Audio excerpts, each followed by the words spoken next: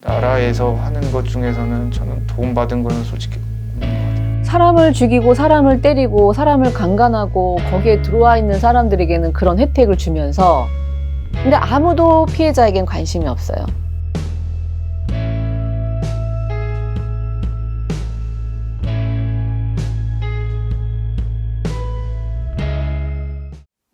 가해자들에게는 교도소에 있지만 굉장히 많은 여러 가지 혜택이 있어요. 그들을 뭐 교화시킨다, 교정시킨다라는 그런 차원에서.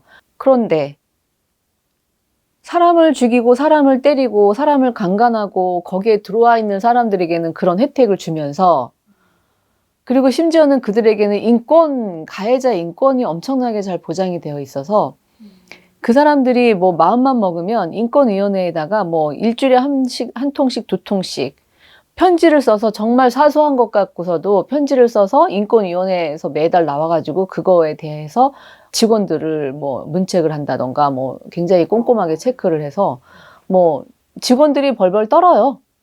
가해자들은 그렇게 혜택을 받고 있는데 피해자들은 어떻게 하고 있냐는 거죠. 실제로 만나보니까 피해자들은 무서워서 밖에도 못 나와요. 나 피해자예요 라고 어디다 대고 얘기도 못해요. 근데 아무도 피해자에겐 관심이 없어요. 가해자들은 사회적인 약자고 뭐고 간에 가해자들은 죄를 짓는 순간 무조건 국선 변호인이 선임이 돼요.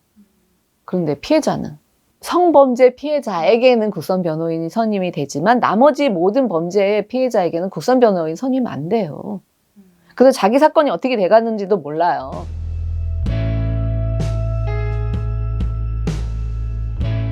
피해자에게 다 병원비를 주는 게 아니에요. 일부 병원비만 줘요. 심지어는 어떤 저 지금 상담하는 피해자인데 이 피해자는 폭행을 당했어요. 엄청나게 많이 다쳤어요. 직장 동료였어요. 주먹을 날리기 시작했죠. 저한테 가격을 했죠. 병원을 가서 이제 CT 찍고 해보니까는 코뼈가 부러졌고요. 광대뼈 쪽에도 금이 가 있었고요. 병원에서는 7주 판정을 받았고요. 이제 피해자 쪽에서는 나라에서 하는 것 중에서는 저는 도움받은 거는 솔직히 없는 것 같아요. 단 한 개도. 네. 거기서 이제 제 병원 치료비를 받을 수 있다고 하더라고요. 합의를 못 보면. 거기에도 전화했는데 저한테 오히려 화를 내는 거예요. 왜요? 왜 그렇게 돈을 그렇게 냈어요? 이제 병원비가 1,000만 원 가까이 나오니까 왜요? 왜 보험이 안 된대요? 제가 도움을 좀 받고 싶어서 전화를 드렸고 저는 이거 사건은 뭐 이거 피해자고 병원비가 대략 이 정도 나왔습니다. 제가 또 뭐 어떻게 하면 될까요? 뭐 어떻게 해야지 도움을 받을 수 있을까요? 라고 이렇게 물어봤더니 다 못 줄 수도 있어요. 그거 알고 계세요? 나라에서 운영하는 그 법원 안에 있는 그 센터에서 그렇게 얘기를 하니까 솔직히 화가 나가지고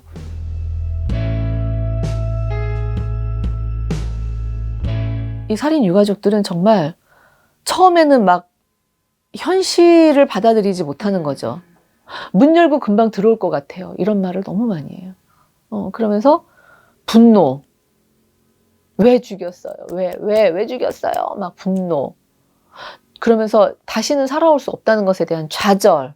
성범죄 피해자들 같은 경우는 일단 수치심. 누가 알까봐. 그래서 신고도 못하고 그래서 빨리 샤워를 해버리는 거예요. 본인들은 잘못 안 했어요.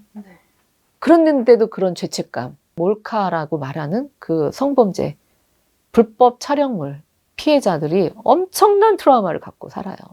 어디에서 자기 영상물이 떠돌아다닐지를 모르니까. 그거를 작년까지는 사법당국에서 처벌을 너무 가볍게 했고 그러면서 그 피해자들은 평생 불안감과 두려움에서 살고 있다는 것을 관가를 해버린 거죠. 그래서 그렇게 N번방, 박사방 피해자들이 힘들어하는 것이고 그들이 가해자들이 처벌을 많이 받아야 하는 이유예요. 걔네들 내놓으면 또 그 짓 할 거 아니에요. 뭐 묻지마 폭행 피해자들에게는 가장 많이 나오는 게 분노. 아무 잘못도 안 했잖아요. 그 분노가 조금 좀 수그러들면서 올라오는 거는 불안감. 누군가 나를 갑자기 또 덤빌 것 같은 불안. 가정폭력 피해자들은 우울, 무기력. 결혼이라는 것은 축복이 아니고 이 가정폭력 피해자들에게는 굴레예요. 얘네들 데리고 내가 어디 나가서 뭐 하지? 어디서 살지? 점점 뭐라고 생각하겠어? 나는 왜 이렇게 살지? 그러면서 온갖 나에 대한 부정적인 생각만 다 갖고 오는 거예요. 가장 중요한 건 빠른 신고예요. 빠른 신고. 많은 성범죄 피해자들이 숨겨요.